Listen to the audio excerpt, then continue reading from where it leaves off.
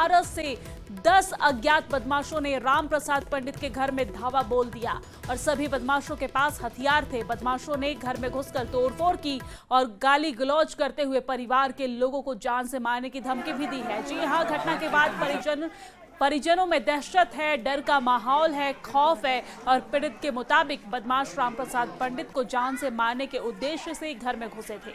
घटना की जानकारी मिलने के बाद से ही पुलिस मामले की जांच में जुटी हुई है। वहीं परिवार के लोगों ने आरोपियों पर कार्रवाई करने की मांग की है। हम यहाँ से काट दो, बुढ़ाबुढ़ी को तंग करता है, हम उसको काट के छोड़ेंगे। ककरा तंग करता है वो? बुढ़ाबुढ़ी खरीदार है, नाम नहीं बोला ककरा, नहीं बोला। नाम कैसे मुझे बोलते हैं, नाम बोला से बुढ़ाबुढ़ी को तंग करते हो। उसको काटो, फलन पंडित को, राम प्रसाद पंडित को हम काट देंगे, अभी से काट के दे जाएंगे यहाँ से, उसको रहने नहीं देंगे। मैं यहाँ पे हाँ। और गिरिडीह के बाद अब बात बोकारो की करेंगे। बोकारो में बीएससिटी थाना पुलिस ने 2 युवकों को अपराध की योजना बनाते हुए गिरफ्तार किया है और उनके पास से देसी कट्टा और गोलियां भी बरामद की गई है। जी हां, वारदात की तैयारी कर रहे अपराधियों के 5 साथी मौके से फरार हो गए हैं। छापेमारी गुप्त सूचना के आधार पर की गई है।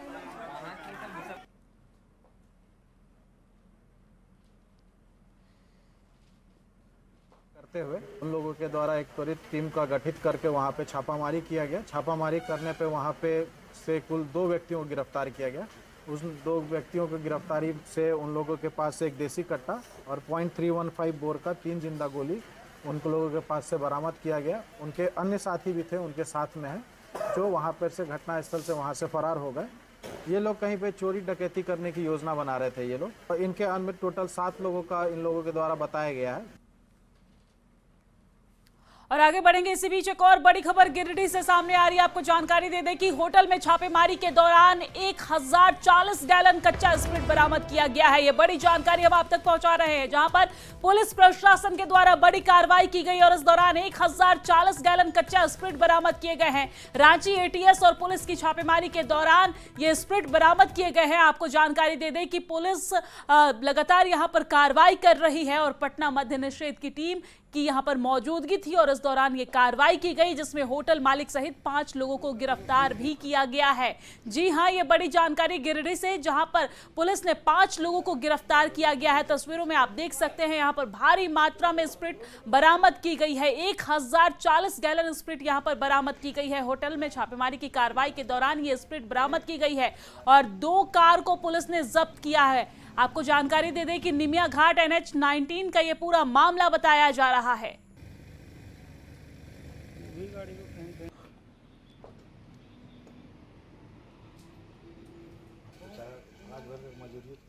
वही ओडिशा पुलिस ने झारखंड सीमा के पास पोटवा बाजार में जुआ अड्डे पर छापेमारी कर 30 लोगों को गिरफ्तार किया है और इसमें झारखंड के लोग भी शामिल हैं। जी हां, पुलिस ने 31 वाहन और नकदी भी जब्त की है।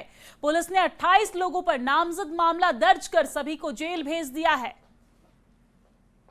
हाथीबाड़ी थाना में एक केस हुआ है, case number 192 under section 3 OPG act, और उन्हीं के कल के केस में टोटल 28 पर्सन के नाम में केस हुआ है और सब गाड़ी सब जब्त हुआ है और इसमें और भी जो कोई इसमें शामिल है उनके नाम में भी केस रजिस्टर हुआ और उनको भी बरामद किया गया है।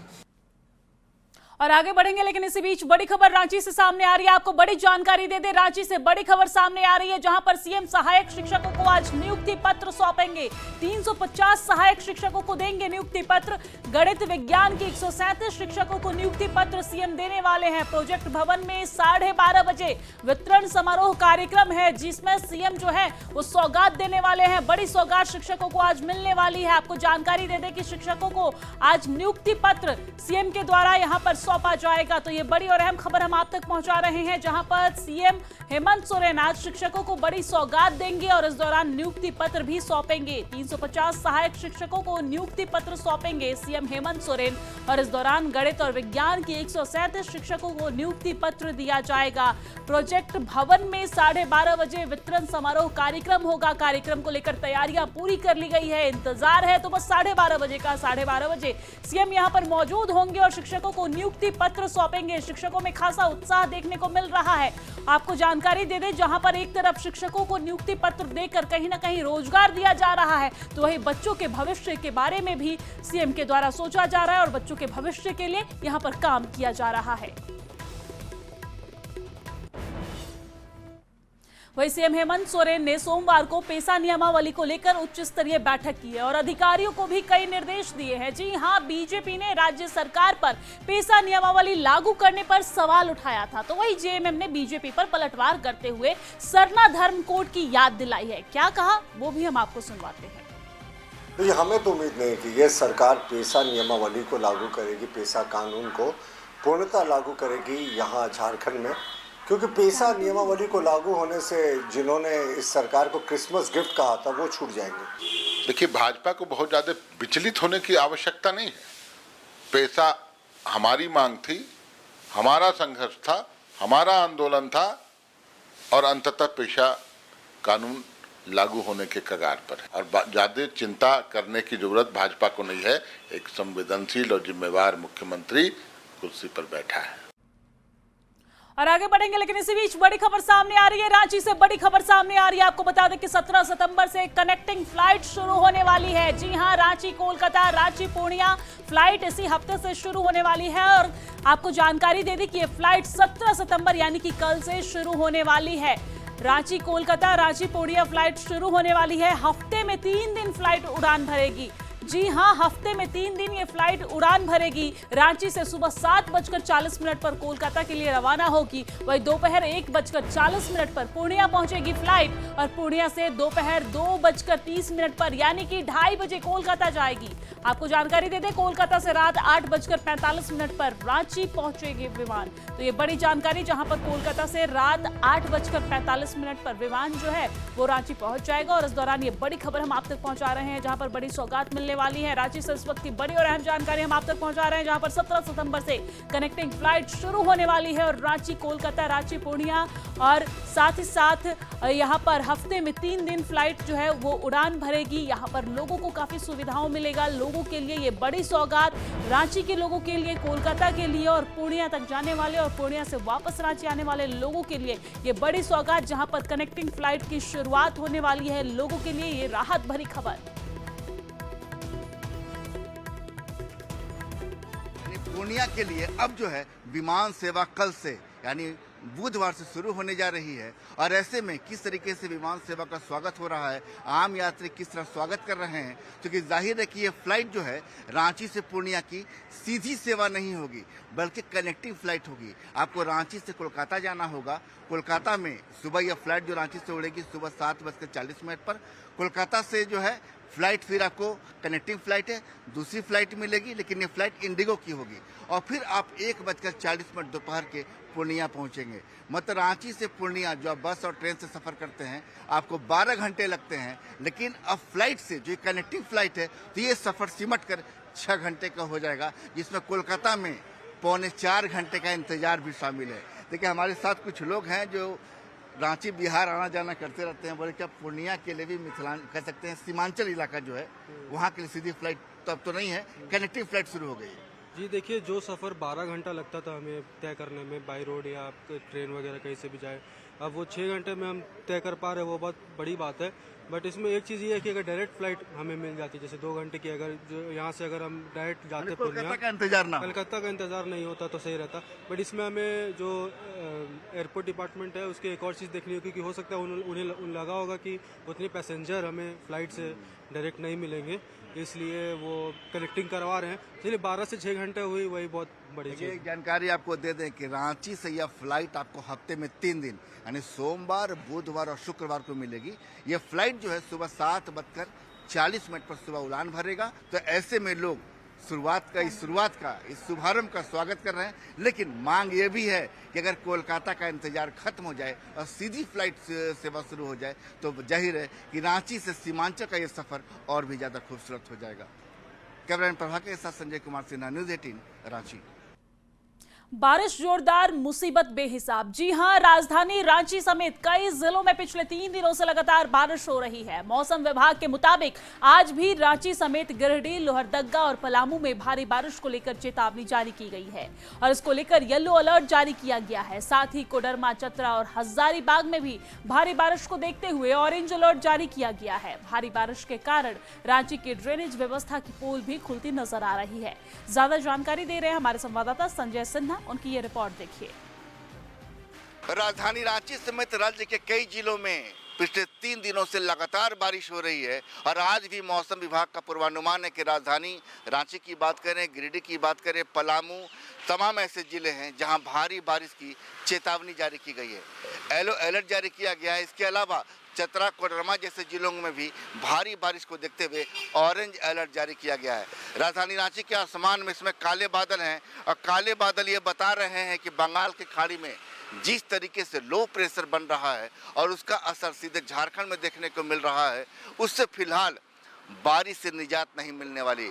कुल मिला के आप समझ जाइए कि बारिश जो है अब परेशानी का सबब बनती जा रही है और ऐसे में मौसम विभाग का जो पूर्वानुमान है, जो लगातार मौसम बुलेटिन जारी किया जा रहा है, लोगों को ये बताने के लिए काफ़ी है कि जब भी आप घरों से बाहर निकलें थोड़ा संभल कर निकलें, क्योंकि बारिश जो हो रही है वो वास्तव में मध्यम दर्जे की बारिश नहीं है, वो बारिश जोरदार बारिश है। मतलब सड़क पर सफ़र करने के दौरान लोगों के पाँव रुक जाते हैं और जो वाहन है, जो सड़क पर जो काफिला गुजरता है, वहाँ भी जाम लग जाती है।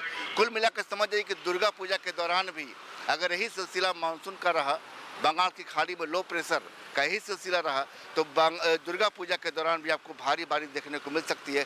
कुल मिलाकर आम जनजीवन ठहरा हुआ है, लोग परेशान हैं और आसमान में बादलों के मूवमेंट पर सभी की नज़र है।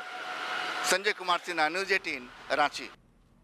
वहीं अगर सिमडेगा की बात करें तो सिमडेगा में लगातार हो रही बारिश के कारण सड़क के बीचों बीच विस्फोटक भरा मालवाहक ट्रक फंस गया है और NH 143 और 50 किलोमीटर से लंबा का जाम लगा हुआ है। जी हां, यहां पर NH 143 पर 50 किलोमीटर से ज्यादा लंबा जाम लगा हुआ है और देर रात से सड़कों पर सैकड़ों ट्रक खड़े हुए हैं। बारिश के कारण जाम हटवाने में भी काफी परेशानियों का सामना करना पड़ रहा है। हालात ये है कि ये जाम जिला मुख्यालय के शहर तक पहुंच गया है। आसार भी नहीं है कि जल्दी ये जाम खुलेगा, क्योंकि लगातार बारिश का दौर जारी है, जिसकी वजह से सड़कों पर पानी भरा हुआ है। लोगों को भी काफी परेशानियों का सामना करना पड़ रहा है। वहीं पलामू के विश्रामपुर प्रखंड में धुरिया नदी उफान पर है। नदी में पानी ज्यादा होने के कारण लोगों को काफी परेशानियों का सामना करना पड़ रहा है और इसी कड़ी में एक गर्भवती महिला को भी कंधे के बराबर में पानी जो है वो भरा हुआ है, जिसकी वजह से खाट पर उसे लादकर प्राथमिक स्वास्थ्य केंद्र पहुंचाया गया है और इस दौरान विश्रामपुर चिकित्सा प्रभारी ने ग्रामीणों की मदद नहीं की है। ग्रामीणों ने जान जोखिम में डालकर महिला को नदी पार कराई है। आप तस्वीरों में भी देख सकते हैं कि किस तरीके से कंधे तक पानी भरा हुआ है, लेकिन महिला को खाट पर लादकर यहां पर ग्रामीण प्राथमिक अस्पताल वहां पर पहुंचाए हैं इलाज के लिए। लेकिन ज्यादा जानकारी दे रहे हैं इस पूरे मामले पर हमारे संवाददाता अनिल कमल, उनकी रिपोर्ट देखिए। पलामू में एक बार फिर विकास के दावों की पोल खोलती हुई तस्वीर नजर आ रही है। विश्रामपुर थाना क्षेत्र के राजखाड़ गांव में धुरिया नदी में बारिश की वजह से नदी उफान पर है और ऐसे में पुल नहीं होने की वजह से गांव की एक प्रसव पीड़ा से कराहती महिला को खाट पर उस नदी से पार कराया जा रहा है।